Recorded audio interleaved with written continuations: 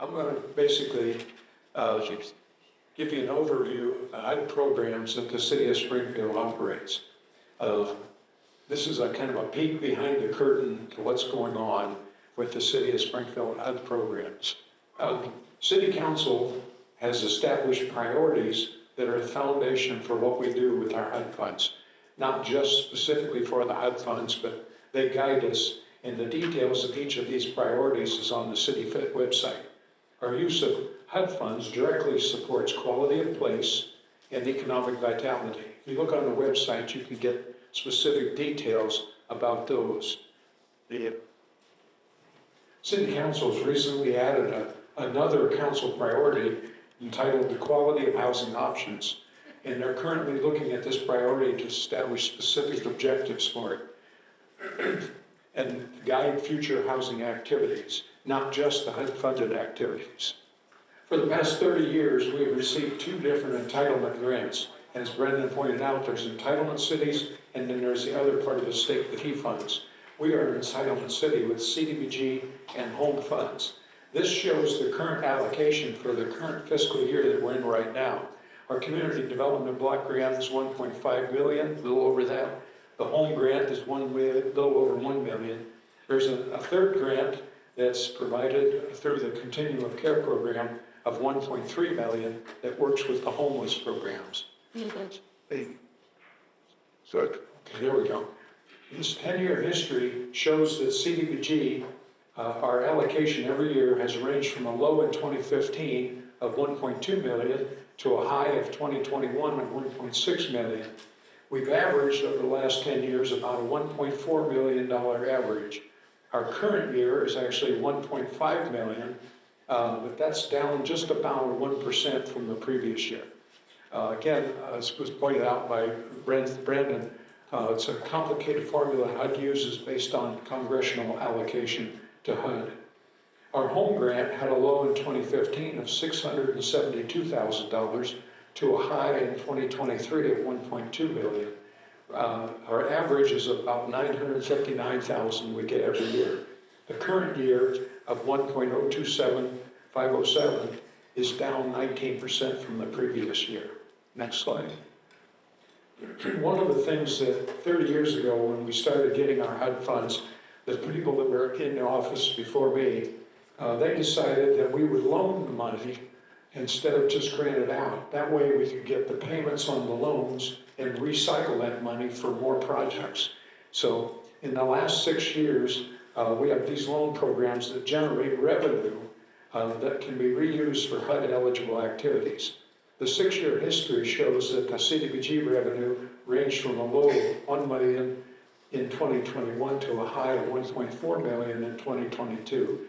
We average about $1.1 million in CDBG funds coming in, or should I say payments on the CDBG loans every year. The home average is $1.4 million a year that comes in. Next slide. Right. I think we're missing the back one. There we go.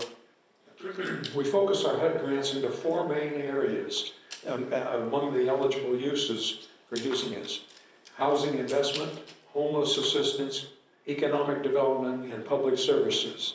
HUD requires that our funds must target low to moderate income individuals or families. Let's look at a quick review of each of these programs. Affordable rental development.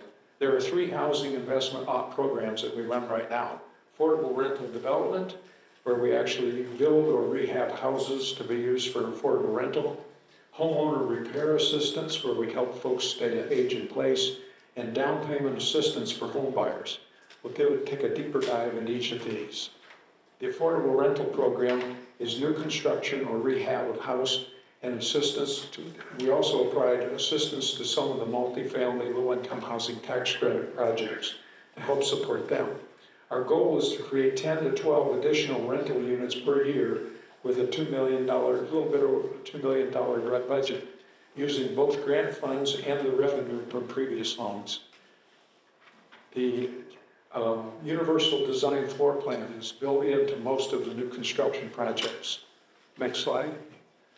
Our homeowner repair program, we have partnered with 4 agencies: Habitat for Humanity, OCAC's weatherization program, Catholic Charities also has a home repair program, and the Drew Lewis Foundation.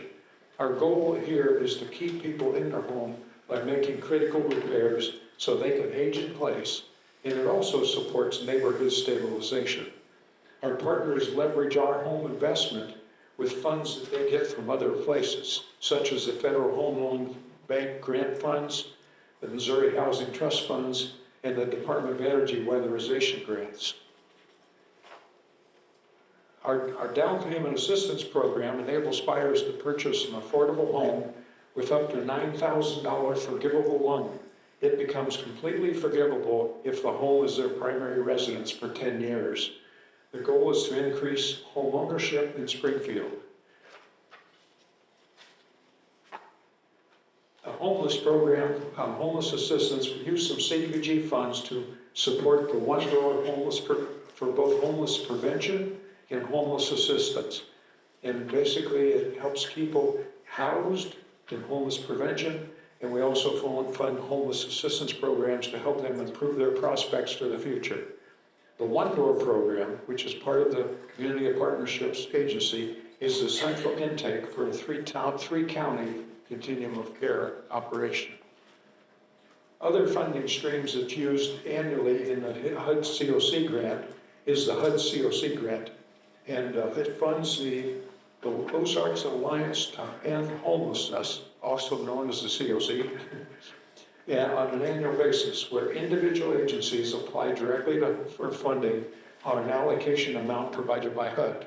The most recent allocation, a little over $1.3 million, these funds go to various forms of housing assistance, including shelter plus care, rapid rehousing, and permanent supporting housing. There's a small amount also that's required for the reporting and the administration of it. Economic development is an eligible use of the CDBG funds. HUD funds enable these HUD funds are used to enable small businesses to create jobs for low-income employees.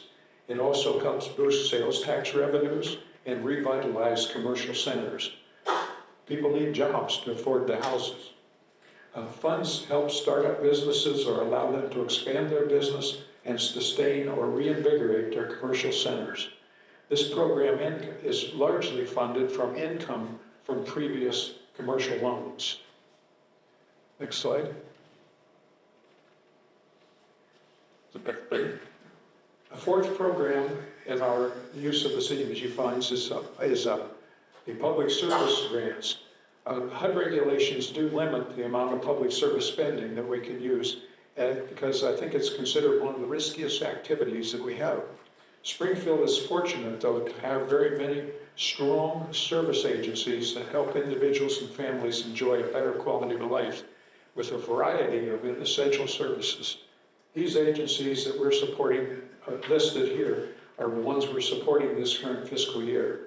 The services they provide include things such as mental health assistance, stable housing, assisting youth graduating from foster care, life skills, food, as well as rental assistance, rent utility assistance. Just this slide, This is a summary of the amount of leverage. This meeting, I didn't want us to talk about leverage, and I hadn't really studied that much or pulled it up. From some of the reports that we plugged in information, for every dollar we spend on CDBG, we leverage $2 from other funding sources. The home leverage only shows us 50 cents on every dollar we spend. I need to look at that. I think it's bigger than that. It's just the way the data was reported, I think, over several years.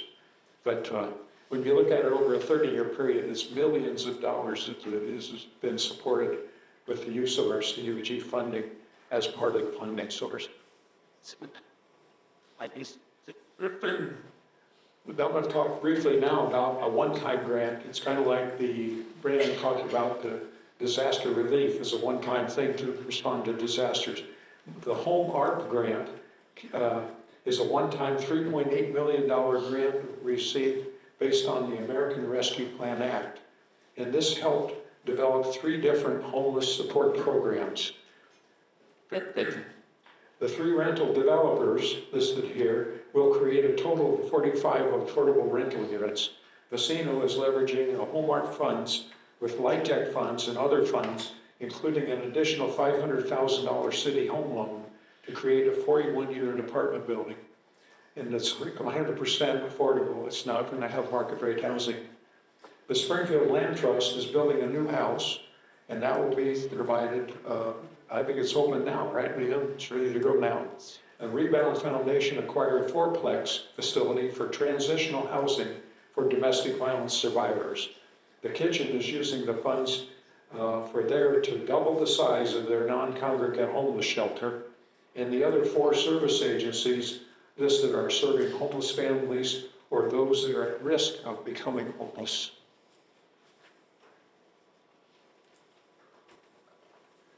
City Council also allocated $564,000 for home ownership from the Treasury's Department's ARPA grant.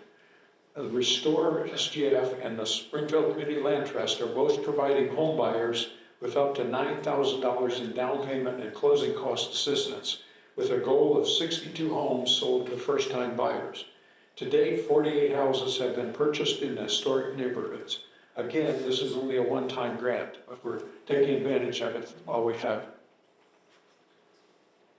Now, I wanted to kind of get behind the scenes too on why we do this. What are we doing with the funds and why we do it? And affordable is a term that's often discussed. The rents are established by HUD, set the maximum rent that can be charged for our real units. The other part is that our staff and our developers both take pleasure in knowing that the house is in good condition, well maintained, so that the occupants can enjoy their lives and choose to stay in Springfield. The neighbors also consider that the house to be a welcome addition to their street. Also, talking about accessibility, accessibility is included frequently with our new construction projects. It makes the home usable to tenants who have a family member with disabilities.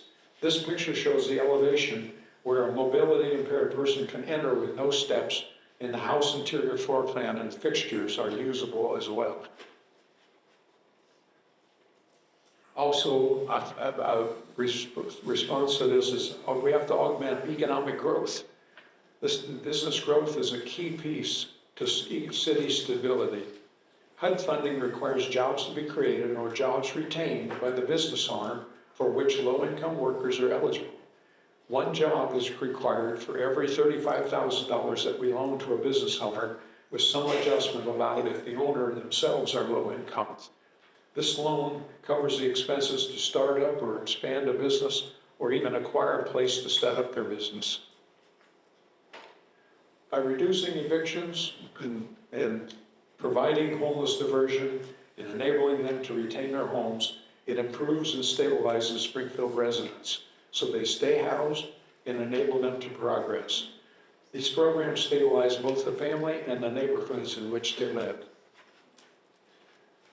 Here's a summary of some of the things I've just talked about. Basically, if you take the average we spend on affordable housing of our annual grant of about $2.6 million per year, and you add to it the $154,000 of our annual grant we put on the homeless programs, and then add to it the one-time Hallmark and ARPA grants that are provided, we recently have about $14.2 million on the street right now in Springfield assisting folks. Range of support includes both affordable housing development, homeless assistance, and homeless diversion, totaling about $14.2 million. Now, some accomplishments. This is the show me state, so it requires that we have something to show. And a little show and tell is always benefit. I've been talking about partnership and collaboration. I think every one of our presenters has talked about the need for that partnership and collaboration. These slides just show some of the partner agencies and what they're involved with as well. First two are Habitat for Humanity, provides both home buyer and home repair programs. The Kitchen, using low-income housing tax credits and other sources, they develop affordable rentals as well as operate a viable homeless shelter. Next is the Housing Authority of Springfield. That's a key lead-resourced agency. Public housing is a valuable asset to the community. Their focus is housing for the very low and extremely low income individuals and families using their public housing facilities and their housing vouchers, while Springfield Community Land Trust enables a buyer to buy houses below market pricing and keeps the house affordable for many years to come. That's probably the best home buying option in town today. Next is the Drew Lewis Foundation with their aggressive Blue House project, revitalizing distressed houses and selling them to owners who they have prepared for home ownership. AHAB, which stands for Affordable Housing Action Board, or AHAB, is the way we talk about it at the office, started from a city-organized housing task force group over 30 years ago, and AHAB currently maintains affordable rentals well below the market rates. Last but not least are these two agencies. Sherman Avenue Project Area Committee, one of the oldest housing partners. They have no paid employees, totally a volunteer board of directors, and they stabilized a dangerous neighborhood by acquiring and rehabbing rentals. The new kid on the block is the Restore SGF program, new nonprofit, with two programs to provide home ownership incentives. The down payment program that was mentioned earlier, that's helped about 45 new homeowners so far this year with their funds, and they've also assisted 40 homeowners leverage their money to do curb appeal improvements. For every dollar they can contribute, they leverage $2.56, $2.56, I should say. If you haven't heard of their block grant program challenge, drop grant challenge program, you might want to check it out.